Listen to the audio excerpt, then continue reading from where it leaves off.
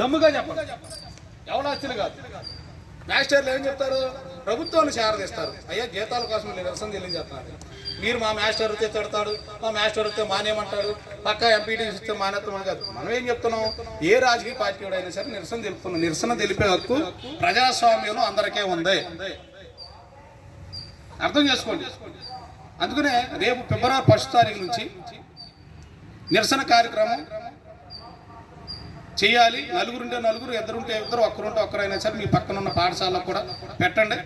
లేదు ఈ మధ్యలో ఏదైనా నేను అవకాశం కుదిరితే మళ్ళీ ఎక్కువ మందిని గ్యాదరేషన్ చేసి అవసరమైతే కలెక్టరేట్ దగ్గరే కార్యక్రమం పెడదాం. ఇక్కడ నుండి ఇప్పుడు వరకు ఊరుకున్నాం, ఇక నుండి ఊరుకునే ప్రసక్తి లేదు. మధ్యాహ్న భోజన పథకంలో సంబంధించి 10 ఏళ్ళు అయింది, ఆయమ్మలకు 6,000 అయింది. 22 సంవత్సరాలు అయింది, 3,000 జీతం మనకి. అంటే వాళ్ళు శానిటేషన్ సంబంధించి. అందుకనే రేపు నేను చెప్పిన అన్ని మీటింగులన్నీ పక్కన పెట్టేయండి. ఒకసారి అన్ని మీటింగులన్నీ పక్కన పెట్టేయండి. ఈ మీటింగ్ సారాంశం మాత్రం రేపు ఫిబ్రవరి 1 నుంచి నిరసన తెలియజేయండి.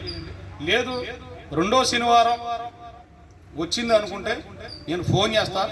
ఫోన్ చేసినప్పుడు ఏలూరు కలెక్టర్ ఆఫీస్ దగ్గర పెద్ద ఎత్తున కంపల్సరీగా ఎవరైనా సరే ఏలూరు హెడ్ ఆఫీస్ రండి, మనం ఉన్నత పత్రం ఇద్దాం. మార్చిలో శాసనసభ జరుగుతుంది కాబట్టి ముఖ్యమంత్రి గారికి వెళ్ళదు. అంటే నేతో పాటుగా రాష్ట్రంలో ఉన్నటువంటి అన్ని జిల్లాలో ఇస్తారు. ఏలూరులో చేస్తే చంద్రబాబు నాయుడు ఇచ్చేస్తాడనేది కాదు, రాష్ట్రం 26 జిల్లాలో చేస్తాం. అందుకని ఫిబ్రవరి 1 నుంచి నల్ల బ్యాడ్జీలతో మీరు వెళ్ళండి. నేను వస్తాను స్కూల్కి, నేను హెచ్ఎం గారితో మాట్లాడతా. శాసనసభ ఇంకా 20 రోజులు ఉందనగా ఎమ్మెల్యేలకు కూడా లెటర్స్ ఇవ్వాలి. తమ ఎమ్మెల్యేలు నేను వస్తా. ఉదయం 8 గంటలకు 6 గంటలకు హై స్కూల్లో ఉన్నటువంటి వాళ్ళు 2-3 వస్తే చింతలపూడి ఎమ్మెల్యే గారు రోషన్ కుమార్ గారికి రిప్రజెంటేషన్ ఇద్దాం, గోపాలపురం ఎమ్మెల్యే గారికి ఇద్దాం.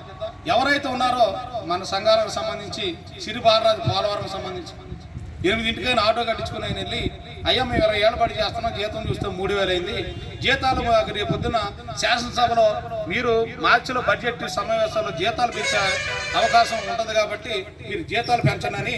ఇక్కడ ఉన్నటువంటి వాళ్ళ కొద్దిమంది అయినా సరే ఎమ్మెల్యేలకు వెళ్ళి వినతి పత్రం ఇవ్వాలని మన జిల్లా నుండే నేను సూచిక చేస్తున్నాను. రాష్ట్రంలో చేస్తారా లేదనేది కాదు. ఎందుకంటే 22 సంవత్సరాలు అయిన తర్వాత మధ్యాహ్న భోజన పథకాన్ని కార్మికుల్ని కేంద్ర రాష్ట్ర ప్రభుత్వాలు గాలి కొదిలేసి వాళ్ళకు సంబంధించి రకరకాల బడ్జెట్లలో రకరకాల కోణాలు ఎత్తున్నారే తప్ప అసలు ఆ మెనూకి ఎంత అవుతుంది అనేది ఒకసారి పరిశీలన చేసుకుంటే హాస్టల్ పిల్లలకు ఇచ్చేటువంటి మెనూ ఛార్జీలు ఎంతో మన పిల్లలు కూడా అంతే.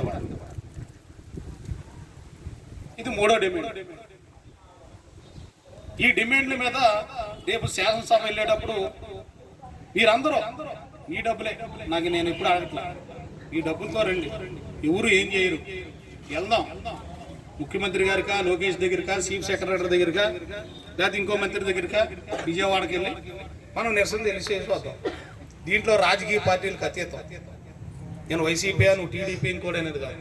వెళ్ళిన తర్వాత ఏది ఏమైనా ప్రభుత్వం వచ్చింది కాబట్టి రేపు వచ్చే సంవత్సరం నుంచి 1 నుండి 5వ తరగతులు మళ్ళీ ఒకే విధంగా పాత రూలే వస్తుంది.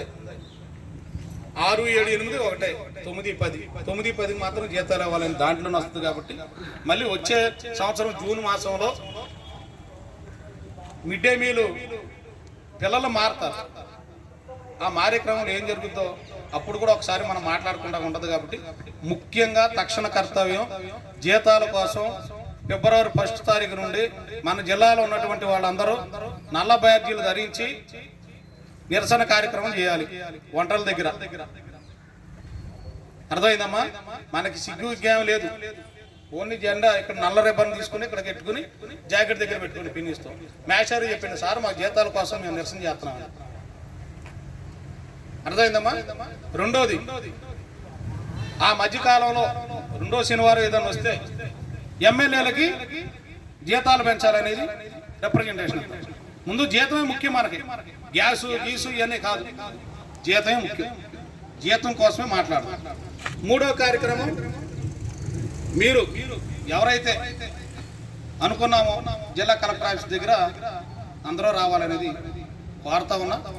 చాలా ఈరోజు నేను ఇన్ని సంవత్సరాల్లో ఇంత తక్కువ మందితో జరపడం ఇది కొంచెం నాకు బాధాకరంగా ఉంది. ఎందుకంటే రాష్ట్రంలో నేను తిరిగినట్టు జిల్లాలకే మీకు సభ్యులు కానీ డబ్బులు కానీ ఏం చూడ ఎవరు జరగడం ప్రతి విషయం